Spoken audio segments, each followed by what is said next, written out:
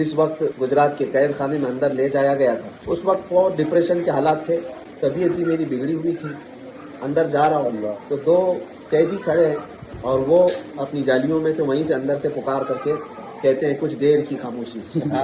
بس میں یہی چاہتا ہوں کہ اپنے آپ کو اس طرح سے بنا لو کہ جس طرف سے گزر جاؤ وہ محفل رسول میں بدل جائے. اس لیے کہ ہماری کوئی محفل اور ہماری کوئی تقریب، ہماری زندگی کا کوئی حصہ حضور کے بغیر ممکن نہیں. وہ جو نہ ہو تو کچھ نہیں، وہ جو نہ تھے تو کچھ نہیں. جان ہے وہ جہان کی اور جان ہے تو جہان. حضور پاک صلی اللہ تعالیٰ علیہ وسلم کی بات کرتے کرتے آج ہماری بات بن گئی. میری بات بن گئی ہے تیری بات کرتے کرتے. حضور پاک صلی اللہ تعالیٰ علیہ وسلم کی بارگاہ میں جب کوئی مدح سرائی کرتا ہے تو حقیقت میں وہ حضور کی بلندی یا حضور کو بڑھاتا نہیں ہے. حضور کی شان تو اللہ نے پہلے سے بڑھا رکھی ہے. جو حضور کی تعریف کرتا ہے وہ خود اپنی شان بڑھاتا ہے، اس کی اپنی شان بلند ہوتی ہے.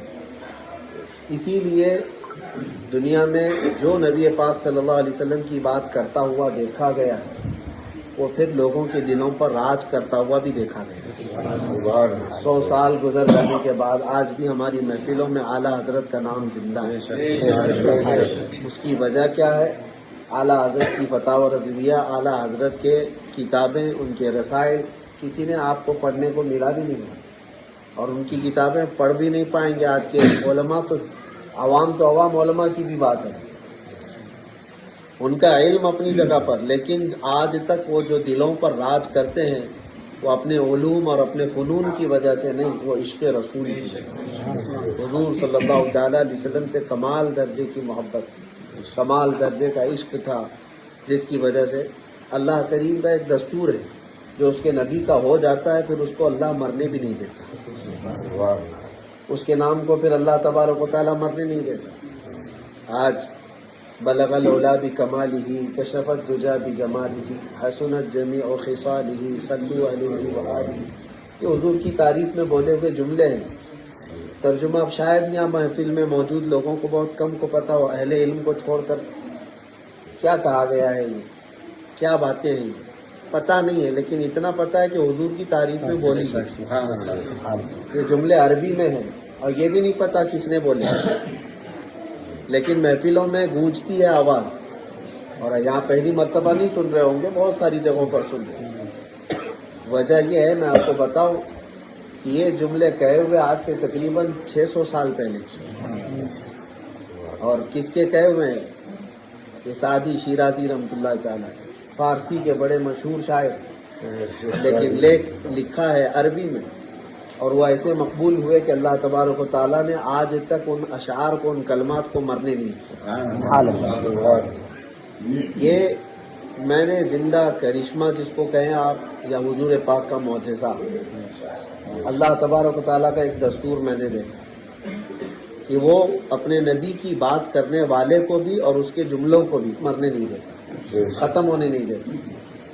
میں جس وقت گجرات کے قید خانے میں اندر لے جایا گیا تھا اس وقت بہت ڈپریشن کے حالات تھے اور طبیعت بھی میری بگڑی ہوئی تھی.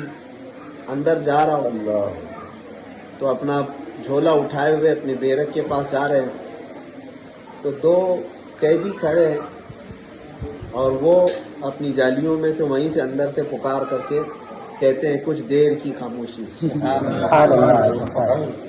اچانک میرا دماغ ٹھٹکا، میں بولا یہاں کون ہے؟ یہ باہر تو مشہور ہے ہی ہے، بچہ جانتا ہے، یہاں اندر کون ہے؟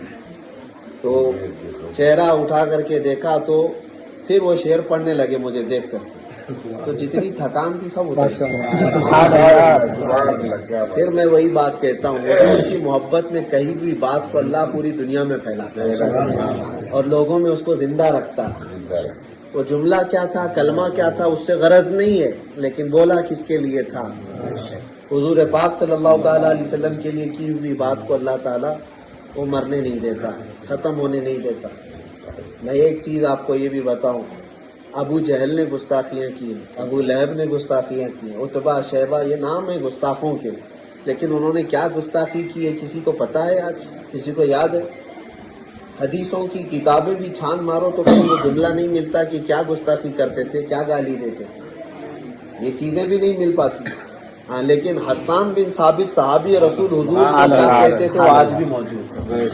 حضور سے وہ یوں کہتے تھے وَأَجْمَلُ وَأَحْسَنُ مِنْكَ لَمْ تَرَ قَطُّ عَيْنٌ وَأَجْمَلُ مِنْكَ لَمْ تَلِدِ النِّسَاءُ.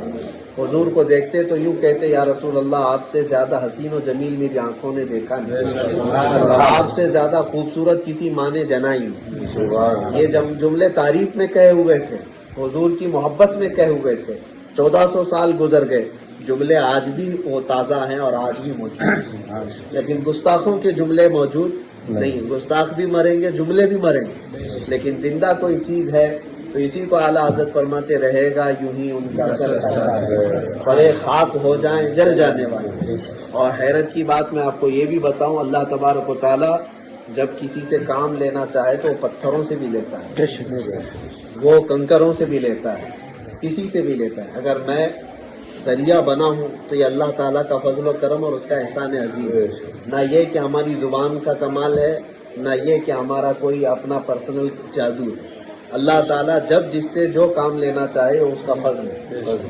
میں آپ کو ایک چیز اپنی اور بتاتا ہوں. یہ بیان کرنے کے لیے تو میں نہیں آیا تھا، مجھے حاجی صاحب نے کہا تھا کہ مخصوص آپ کی دعوت ہے، یہاں تو میلہ لگا ہوا ہے. اور پھر یہ تو روز کی عادت ہو گئی ہے، اب میں نے جینا سیکھ لیا کہ اب بغیر میلے کے جی بھی نہیں سکتے. کیونکہ جس کی بات کر رہے ہیں حضور پاک صلی اللہ تعالیٰ علیہ وسلم کی، ایک بزرگ نے فرمایا تھا کہ پھر وہ آدمی جو حضور کی محبت میں بات کرے اور اپنے آپ کو 70 پردوں میں چھپا کر رکھنا چاہے تب بھی اللہ اس کو ظاہر کرتا ہے. یہ دیکھی ہوئی بات ہے. 70 پردوں میں بھی آدمی اپنے آپ کو چھپانا چاہے لیکن اللہ تعالیٰ اس کو چھپنے نہیں دیتا. اس کو ڈی مورلائزیشن کرنے کے لیے، اس کو ڈی گریڈ کرنے کے لیے، اس کے حوصلوں کو توڑنے کے لیے پوری بڑی بڑی طاقتیں لگی رہتی ہیں. لیکن اللہ تبارک و تعالیٰ اس کے نام کو، اس کے کام کو کسی نہ کسی طرح زندہ قائم رکھتا ہے. اب میں جو چیز بتاتا ہوں اسی پر لمبی گفتگو نہیں کروں گا، بہت دیر سے شاید یہاں بیٹھے ہوئے ہیں، تھکے بھی ہیں. اندر ایک اور عجیب و غریب چیز ہمارے لیے، محرم کا مہینہ تھا، یادیں تازہ ہو رہی تھی کہ پہلی محرم سے لے کر 10ویں محرم تک مسلسل کئی سالوں تک میں نے کربلا کے بیانات کیے.